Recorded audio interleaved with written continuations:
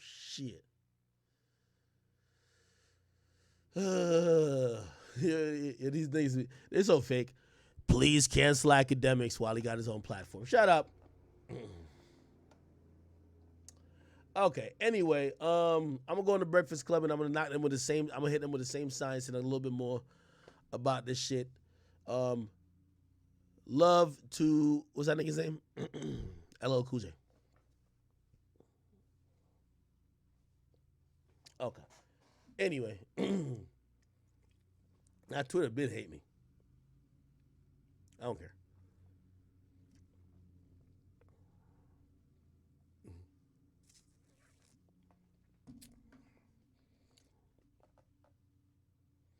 Why I call them folks dusty?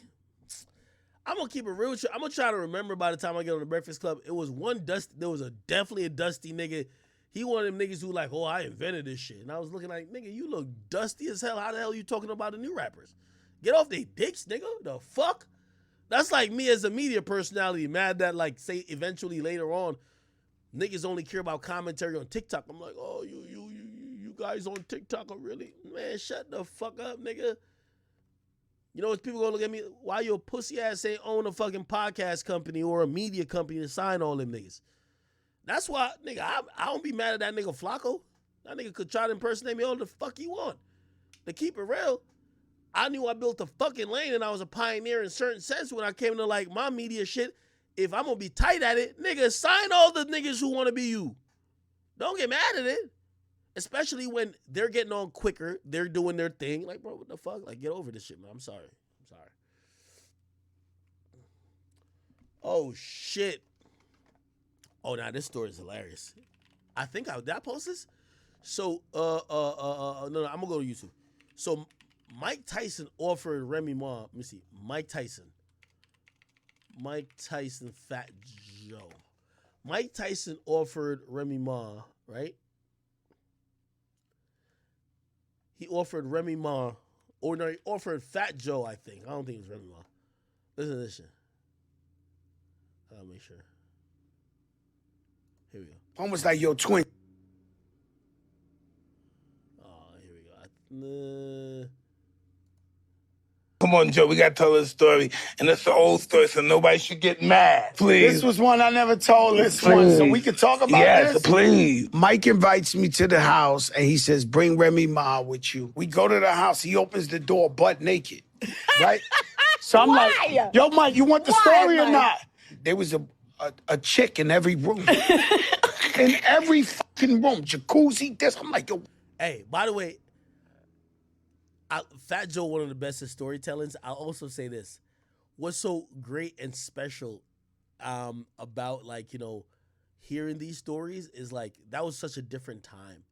Like, Mike Tyson was in an era where, like, you know, it wasn't a bunch of, like, these days, comparatively speaking, there's a lot famous people. Like, some people think I'm famous. Like, some people think, oh, okay, this TikToker is famous. Back then, you were only popular for like really tangible like skill or talent. Oh, you're the best rapper, or you're one of the best rappers. You're one of the best basketball players or something like that. So the leverage you had over especially people like these days, a woman could be a 6 and she probably could tell you an experience of her DMing she'd tell you an experience of her DMing like a rapper or somebody lit. Back then, you would rarely ever get in contact or really ever have experiences with niggas who were lit. So the way how people like Mike Tyson, Prince, Michael Jackson, most of these guys were living was just ridiculous because they were the only famous people these people had any type of contact with. So when Fat Joe talks about, oh, yo, Tyson had a room with every girl in it. Now I'm thinking like, what the fuck? He had a chick in every room. But back then, bro, women probably just wanted to just be around Tyson and be like, oh, I'm just at his house. I'm at his penthouse. Oh, I got a room here. You know what I mean? I'll keep playing.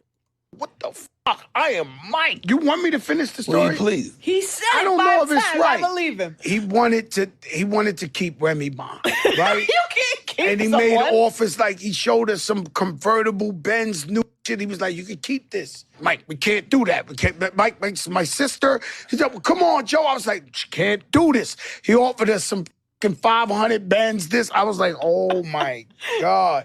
Hey, yo, that was a great time, Mike. I had a wonderful time when you were there. Come on, Joe, we got to tell this story. That nigga might say, I had a wonderful time. Hey, you know what's so interesting? Bro, I be hearing these stories about Mike Tyson. I be thinking, how rich was he? How rich was, I mean, he's rich now again. Rich, which is Mike Tyson. Bro, the nigga had like a fucking, oh shit, look. At one point, he was worth as much as $300 million. Keep in mind, however, Forbes has estimated that he may have been worth as much as $685 million at one time. Now, the reason why that's crazy is because that nigga had mad exotic pets, right? Like Mike Tyson exotic pets. Like, for example, Sway Lee, Kodak, a few other rappers, like, they have an exotic pet. It's a monkey. They'll be like, oh, I got this monkey. You saw the monkey with Kodak when like I did an interview. That's their exotic pet. Bro, Mike Tyson, like, this is how rich, like, these niggas were. This nigga had exotic pets like tigers. He had 3 Bengal tigers. Cost him $70,000 each. Let me see. Oh shit, I got to save my ad blocker. Hold on. Look at this shit. Look at this shit right here.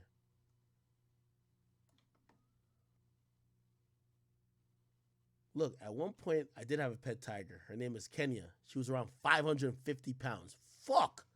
I had great affection for her. I kept her. I slept with her. I kept her in my room. She stayed with me. I had her for probably 16 years. She was a massive monster. You can't imagine the size of her. She got too old and I had to get rid of her. Her eyes and her hip got bad, and she ripped somebody's arm off. Listen to me talk about Tiger. It was here. I hang out here all day. Wait, is that Mike Tyson the fucking tiger? No fucking way. I just watch the tiger run around. Do you don't have any like mental kind of thing that, can you look at her a certain way to scare her? Every now, she charged me, and she stopped. Or sometimes I see she's ready to charge, I'll charge her right away. I just the reverse, I charge her and she'll run. And just, it's got to be a mind game. Did you see me playing with my tiger? Yeah. Isn't that crazy? Yo, Mike. I would never do that now. I meant to ask you. I would never do that now. I'm going to show you a picture of it. I'm going to show you a picture. I would never do that now. Yo, how did you have a tiger, Mike? I don't know. I was just insane. What was wrong with you, honestly? Oh, that's like the Hangover thing? Like, that's what it's based on? Yeah, pretty much. But how did I ever... Do you remember really had it? a tiger? Well, yeah, I had a bunch of them, but I don't remember them being that big. Look at that.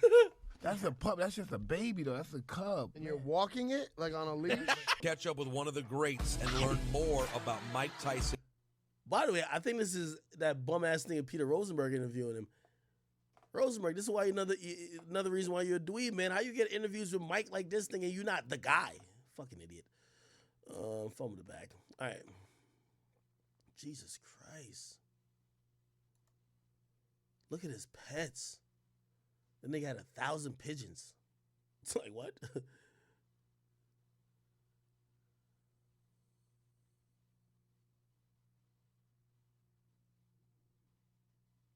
Nah, this is crazy. Like, look at this picture.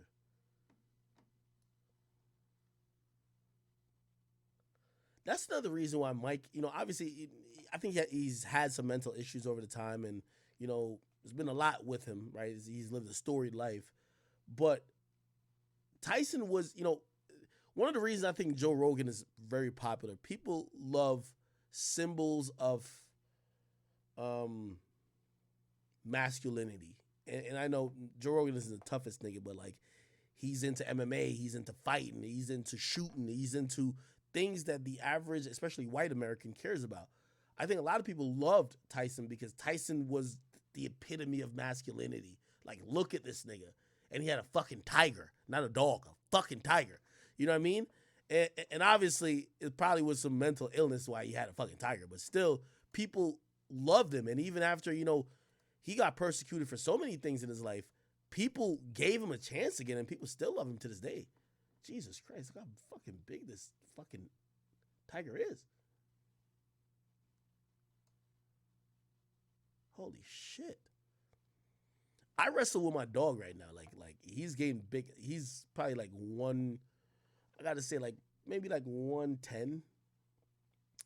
Me and him, we wrestle. Like this is how, you know what's so crazy about like, so I got a Rottweiler if you don't know. Like, bro, he was born in March. Bro, he's like 100 pounds. He's big as shit. And now like he knows he's starting to get big. Like my shorty here, he don't even listen to her. Like he be looking at her like, man, what the fuck is you gonna do? So he only listens to me. But now, these days, like, you know, when you play with him, like half the time we fucking wrestling, nigga. Like I gotta cut his fucking claws often because nigga, he'll fucking just like, he don't mean to do it, but like he'll scratch you kind of. Like, but it's a fucking huge animal, and that's just 100-pound dog. This motherfucker, 600 pounds. Oh, hell to the no. Oh, hell to the no, nigga. 600 pounds. I'm good.